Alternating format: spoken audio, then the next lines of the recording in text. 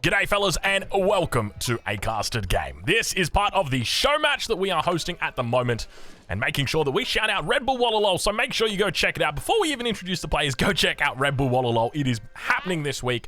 I want you to go see it, go watch it, go witness it in all of its glory. Now let's talk about what we've got right here in front of us. Ladies and gentlemen, welcome to game number 2 in this show match. Spawning in on the south side of the map, playing in the pink, representing MYI My Insanity, it's Zerton. And on the north side of the map, playing as the Chinese in the teal, we've got Crackety here. Ladies and gentlemen, welcome to the second game in this series. If you missed the first one, well, not only has it been spoiled for you, but it's time for me to start talking a little bit more about how that went. So, this is how it went. It was a Malians versus Ottoman game. So, how does it work? How do the rules work from here? What happened? So, because Zerton won, he switches to the other new civilization, and he's going to keep flip-flopping between those new civs as long as he's still winning games. Meanwhile, Crackety is going to be pulling out one of the OG civs. In this case, he's going to be choosing China. Now, he's only going to be able to use that civ once, because in the event he wins with China, he's going to have to go back to one of the new civilizations, and of course, that's going to be the one that he didn't play last time. It'll be the other one. So he played Malians last time, so he'll have to play Ottomans next time. And so that's the way that it works. And eventually, there's going to be a player that's got no civilizations left to pick from, and then that is when that player is going to lose the show match. So there could be 9 games if someone just clean sweeps it, or there could be 16 games if they go all the way. So that is how the game is going to go. Now, let me fix this one up for you guys. We'll make sure that we've got our players on the right side, and we've also got our village accounts coming out for you. So this is a pretty interesting matchup. I'm a big fan of China versus Malians. I think that Malians have got a lot of potential in the early game, and China, they don't really like to have a fight in the early game. The Malians, the China want to avoid fighting in the early game, typically, at least typically.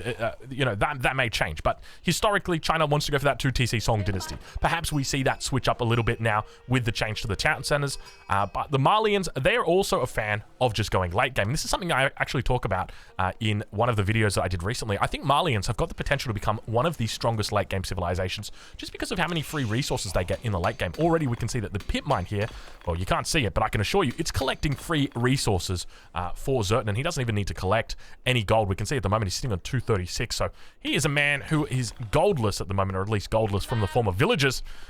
It's a single scout opening, though, for both of these players, so nothing out of the ordinary. The opening for Crackety, we'll double check on it. It looks like it's a bit of a weird one. Is he going for a Barbican rush here, or is he just going for a really quick Song Dynasty rush? It could just be he's going for a very quick Song Dynasty rush. This is one of the older school builds. I say older school builds. I mean, this is a build from like 3 weeks ago. So, you know, the Chinese build orders for me, they're changing so often. I see a build from 3 weeks, I'm like, this is old school. This isn't old school. I think I posted... This is not old school. This is one of the newer Chinese builds. Yeah, it's definitely going to be a Song Dynasty build order. He's going to be looking to rush that up. And I think with the most recent change to town centers, that actually improves the strength of Song Dynasty. So with villagers producing town centers slower, as well as town centers costing more, it gives a lot more value to Song Dynasty. But we'll check in on the other side of the map as we see the Manta Quarry coming up with 8 villagers. This is a huge amount of villagers to be donating or dedicating to this, and it makes me think he might be going for a second town center. Why would he be using 8 villagers here? Because he wants to get this up as quickly as possible so that he's able to put it onto stone. That's my thinking. He wants to avoid gathering stone, so maybe he puts on some early pressure. Let's watch and see whether he flips it over to stone. He's moved the villagers off. It should be moving over to stone. It should be moving over to stone. It should be moving... Okay, Drongo. Seems like your game knowledge is absolutely down the toilet. Well, we're not going to make any more toilet jokes today, but let's just put it that way. So he's just going to be holding it out on gold. That's a lot of villager seconds that he just spent building this landmark. And it's curious as to why, because it only works out to be 75 gold a minute. So I would have just taken those 7 villagers and just put them on a gold mine and then gathered up that gold that way instead. Drops down a barracks as well. So... really not. Yeah. I mean, for me, it's like when you're looking to age up, the question is like, what are you gaining from your age up? And if the answer is nothing, if you're not doing anything, if your plan is to go for a barracks as soon as you age up, then, I mean, maybe you should think about delaying your age up, because you can go for that barracks in the feudal age. But obviously there are other bonuses. He's picking up resources from this landmark. It's providing 75 gold, 75 stone, depending on what he chooses. He's electing for gold at the moment, so that's part of the reason why he's doing it. Crackety going to be going for Song Dynasty. Nice little timing here as well, just shy of 5 minutes, which is pretty standard for this build order, about what you'd expect. And now going to be rushing up the mining camp and moving villagers over, so he could be thinking about one or two things. Number one, it is going to be a town center. Now, I'm looking for stone. Stone, it seems a bit weird. I don't know which one's his main stone. I suspect this one here. So he could be thinking about going for a second town center, but my suspicion is, if there's anything I know about Crackety here, it is he loves to go for a good old Zhuku-Nu rush. Right as I say that, drops the mining camp on the stone. But we do see on the other side of the map, this has been spotted out by Crackety. So he's got insight as to the direction of Zertan. Zertan, of course, knows that. And we still see the Malians Quarry still on gold for the moment. So he's really going heavy on that gold. Now, one of the things to note is that with the Malians in the early game, if you're going for just this kind of opening where you've got a heavy amount of buildings on your pit mine, and you've also got your Malians Quarry on gold, you're going to start stacking up gold like an absolute madman. Donzo coming out. You're going to get hit back by that Barbican. 2 shots to the face. Unfortunately, the scout a little bit out of position. Probably should have had that intel beforehand. But you're going to start stacking up gold. And what you can then do with that gold is start to get your upgrades. And we can see double broad axe coming through. You can see we've got wheelbarrow into survival technique. So it's just this right here is the one base. He's quite literally going full one base, eco upgrades, going absolutely ham. And I'm loving it. I'm loving it. And Crackety going to be going for 2 TC songs. So keep in mind, this is essentially 3 town centers. So he's going to have to be pumping out villages. And we now see Outpost going to be coming up. He realizes that with the Donzos moving around the edge of his base, that he's not going to be able to hold this position unless he's got the outpost up. But interestingly, I feel like he probably could have just gathered up the stone required for the town center before those Donzos make it around. And look at this, Crackety got the base defense. He's got Gaia helping out over here on the west flank. He is A-OK in this position, but the Donzo's going to continue moving in. Second town center nowhere to be seen, and we can see he was going for a stable. Does cancel the stable, obviously, with the Donzos in his base. It makes a little bit, not a whole lot of sense to be going for that, but now we've got the resources coming through. You can see he's on 900. So this should be enough resources now for him to get up to the next stage. But I guess he's going to maintain the integrity of this position. Doesn't want to be losing it out. Maybe he wants to go for a town center up here. Let's look to see where he drops down that town center. Stable in the base once again. So I'm not sure exactly what's happening right here. Maybe perhaps it is that Zertan is playing checkers and Crackety's playing chess. He sees the enemy Donzos and he's like, I'm going to make a stable. So let's see how that plays out for him. Zertan on the other side of the map. And look at Crackety with the economic unit count already at 35 versus 28. Now keep in mind that there are things that are not counted towards that. The 90 gold a minute is not counted towards that economic unit numbers, as well as any cows that we have out. Second town center now going to be coming down for Zertan though. We'll double check once again. The Malians Quarry still on gold for the moment. Scout going to be chasing away the enemy scout. And just 3 Donzos. So a smart read here by Crackety to be going only for that stable. And we can see him immediately going into archery ranges on the other side. So very, very smart there by Crackety to anticipate that his enemy wasn't going to be going full crazy on the Donzos, but rather just hanging out with the Donzos for a little bit. Now, one of the things to note is that javelin throwers are exceptional against the Chinese, because the Zhuku-Nu is pretty much irrelevant to this unit. Because the javelin thrower has got so much base armor. It is like hitting a knight. These guys are so damn strong. You're doing literally 1 damage a pop against javelin throwers. So something to always be cautious of when you're playing in this matchup against the Malians as the Chinese. Watch out with how many Zhuku-Nu you make. Right on board now with Crackety and see how he's doing as he begins dropping down another outpost. So a little bit of a base defense, Chinese base defense coming in here. Interesting opening here from him. Now, my question is, does he think about... my suspicion is, in this matchup, what you're probably going to start to see Chinese players do is look to play it the same way they played against the English. But now we've got villagers making a little bit of an interesting movement right there. Second villager might be going down here. First one has gone down. Second one makes it out alive. No textiles coming through just yet. Villagers jumping inside. We can see the horseman actually going to be baiting the Donzos back a little bit. He's able to take out the first Donzo, hits the second Donzo as well. Beautifully done there by Crackety. So loses the villager, but at the same time, he's already got so many. Do you really need them all, Crackety? Probably not. But my suspicion is we'll probably see players look to play this matchup the same way you see the Chinese play against the English, which is 2 TC Song Dynasty into Fast Castle. And the reason why is because the Nest of Bees actually defeats this composition quite well. Maybe with Palace Guards as well. They will do a very effective. And oh my lord, we've got professional scouts coming in by Crackety. This is not something I expected to see. My lord, the meta has been shaken up on this pup server. We're seeing things that we've never seen before. We're seeing cows coming out at the 5-minute mark. We're seeing professional scout Chinese. Where is Crackety's mind right now? Crackety here, Crackety there, Crackety everywhere, it seems. Things are starting to heat up on this server. But we now got more expansions out towards the west for Zerton. Keep in mind, he's sitting at the moment on 2 town centers, but that's not the only economy he's got going for himself. He's also got pit mines out on this map as well, and those pit mines are going to be pumping up that economy, not going to be counted towards that military or that economic unit. But one of the things that will be counted towards is the income per minute, so that is what we're going to keep it on now. We've crossed that 10-minute threshold for you guys, so you can get a bit of an insight as to where these guys are at. So at the moment, Crackety's sitting on about, what is it, about 1,400 resources a minute. Actually, I take that back, about 1,600 resources a minute. Compared over to Zerton, who's sitting on about 1,600 himself, maybe 1,400, 1,500. So relatively even. Crackety definitely a little bit ahead, but a bit ahead rather, not a little bit ahead. But we do see now that he is going to spot out the number of scouts here, and we'll probably get an indication that, hold on a minute, I think there might be professional scouts in play. Why do you have that many scouts, and what are you doing with them? Quick Wall's coming in towards the north. Villager tries its best to get the walls up, manages to do that, and realizes I gotta get out of there, baby, because that is a big force, and I'm not going to be able to hold on to that. But he manages to prevent the units from coming in for a little bit of time. He's going to be able to react up here. Now, we do remember there was an outpost in this position. There's also a town center as well. Not a whole lot up here. Wolf going to be able to defend this position for Crackety for the moment. And now we do see the astronomical clock tower coming in. So indeed, this was the right call. That it's going to be the same play style here as that you would play against the English. But we can see he went for quite a few units. And I guess he went for professional scouts because he realized that food was going to be an issue. So very interesting play style.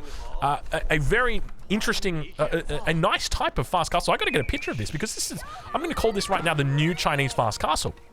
And it makes a lot of sense in this matchup, just simply because you're fighting for food control, right? And that's your big thing as China. You want to be out on the map, you want to be taking your berries, you want to be taking your deer. Well, you can't do that as China if you don't have professional scouts. But look at this, we got some scouts coming in, trying their best to steal away some of the deer here, but the outpost, the toll outpost, is going to be holding it down for him. He's managed to get one of the deer carcasses out onto the edge here. But manages to escape with 4 deer for the moment, so done a pretty decent job with that, and we do see a battering ram coming out, but as we mentioned before, the defense that you would expect to see in this position, it's palace guards, and it is going to be those nest of bees. So this is where it starts to get really tough. We see +1 melee attack coming in. Interesting decision to go for +1 melee. I would have thought +1 ranged attack, just because of the javelin throwers having such a high base damage already. Actually, yeah, I guess that loses its value, doesn't it, compared to something like the longbows. But now the palace guard's going to be coming out. The palace guard's just moving out, and look at the damage that comes out from that javelin thrower volley. Huge amount of damage. He's spamming this out right now. Villager count for Crackety, 72 villagers. We're 12 minutes into this game, and Crackety his economy is absolutely mad. This is crazy stuff. Nesta B is going to be able to hold this position, and we can see that the Malian, this is what I call like the death combo from the Malians, right? You've got the javelin thrower, you've got the Donzo. It's so difficult to beat this combo. Well, guess what? We've just beaten it in a single age up right there. So that just shows you the power of that castle age. And I think Zerton probably realizes that, and he might be heading back to the pavilion to rethink his strategy here. He's starting to wall up on his side of the map. I say started to wall up. He is indeed starting to wall up, yet to finish those walls. He's got to be careful out here. Those palace guards always got the potential to run down the enemy. Extra speed, 1.38. Not to mention that units that are diving have also been buffed up. Units dive for longer. So you can see right now 1.69 tiles of movement speed. They're running faster for longer. And now we've got ourselves some Musafati warriors going to be coming out. A little bit of a split coming in. Palace guards looking to try and defend on this position, and you can see the javelin throwers looking to try and focus down the clockwork. Nesta Beast is doing a decent job. They're holding position on top. Sofa's coming in on the backside. There's no spearmen at all here. Needs to pull villagers to start repairing, I'm thinking, Crackety. But he's managing to hold on. Look at this. Just trying to out DPS the single nest of bees here. And Zerton just absolutely, he's managed to do it. But the palace guards are holding on. And now we see more and more scouts actually going to be looking to join the battle. Palace guards coming out, and you can see this is where it starts to get hard for the Malians. Malians going to start having to think a little bit more about those melee units. We do see the Musafati warriors going to be coming in here. Keep in mind these guys do extra damage against heavy units, and that's exactly what palace guards are. But keep in mind they are light melee infantry, so they are going to get countered by things like the archer. But now the palace guard's going to be able to overwhelm the map. Now Zerton doing the right thing, and he's walled up. One of the things China loves to do is they love to run palace guards into your wood lines, into your gold mines, into your everywhere, into all the crevices, all the holes, all the orifices that your base has got. They will find a way to get those in. So it is so important that you wall up against China, and that is exactly what Zertan's done. So very smart, but we might have ourselves a little bit of a chop through, something that you do not like to see. We've also got a town center that came out a little bit towards the, how do you say, the hunt. And as a result, it's going to find itself on the wrong side of the walls here. He's going to try and defend. We see the Sofa as well as the Javelin Thrower is looking to dish out DPS. But he's just going to be able to focus down the TC for now. And now we see those Javelins looking to try and dish out more damage on the Palace Guards. Palace Guards finding a decent spot here. More Musafati Warriors coming out on the front line. Looking to try and one-on-one with the enemy units, but we can see the Musafatis actually stacking up pretty decently here for the moment. They hold on, but it's not going to be enough. Chop through has definitely happened over on this wood line. He's going to need to re-wall that, otherwise he's going to have a big problem. And Crackety's economy continues climbing to the moon. 97 villagers at the moment, about to hit that magic triple-digit number. That's when things get really serious, and that town center has gone down, and beautiful aggression out of Crackety here, back towards the other side of the map, and we can start to see that he is picking up sacred sites, he's picking up relics, he is getting out here, he is making his religion known. And that is not something that you like to be seeing your enemy doing when, oh my lord, look at the farm transition also coming in here for Zertan. Oh, that is a lot of farms already coming down. He'd love to be out here, out on the berries, out on the deer, but remember that deer was taken away by Crackety. Interestingly, we do see, where is, oh right, okay, the pit mine's over here. I was going to say he's dropping down houses around the gold vein. Didn't go for that pit mine, but no, he did. He's preparing for the third pit mine. We can see the age up is about to come through. So what landmarkers are going to be? It's going to be the Farimba Garrison. Oh, no. It was going to be the Farimba Garrison, and it is going to be the Farimba Garrison. So he's sticking with his guns. Farimba Garrison going to be coming out here. Now, keep in mind, he doesn't have a huge economy around gold at the moment. So whether he thinks about going into trade a little bit later in the game, or whether he is going to be, I mean, he's not going to be picking up relics. We know that much. We can see there's 3 relics on the map remaining, all of them outside enemy walls, and highly likely going to be going over to Crackety.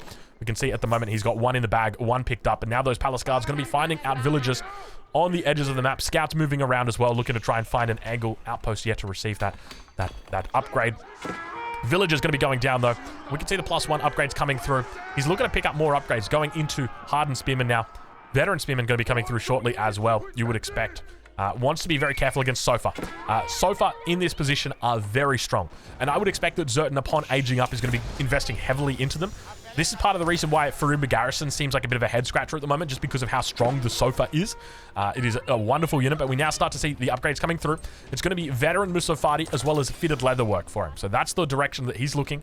Villagers out here on the gold mine going to be potentially exposed. We hear scouts over on the west side as well. Now we're going to enter into the cinematic mode as we begin to watch the Palace Guards burn through the pit mine, sitting at about 60% health at the moment. Sofa numbers still quite low. It's going to be focusing on just those Musafati warriors. Technically a hard counter to these Palace Guards. And you can see they dish out a lot of damage. Great pathing on these units as well. As they begin coming around, he's trying his best to just dish out damage to these houses and prevent any big, large expansion of military forces. But he's going to be able to repel it for the moment. Pretty decent defense here by Zertan, but take a look at the scores. I've just realized upon seeing the scores exposed on the screen here, something that we can't control, by the way. Keep in mind, we can't actually disable this. We can't turn it off.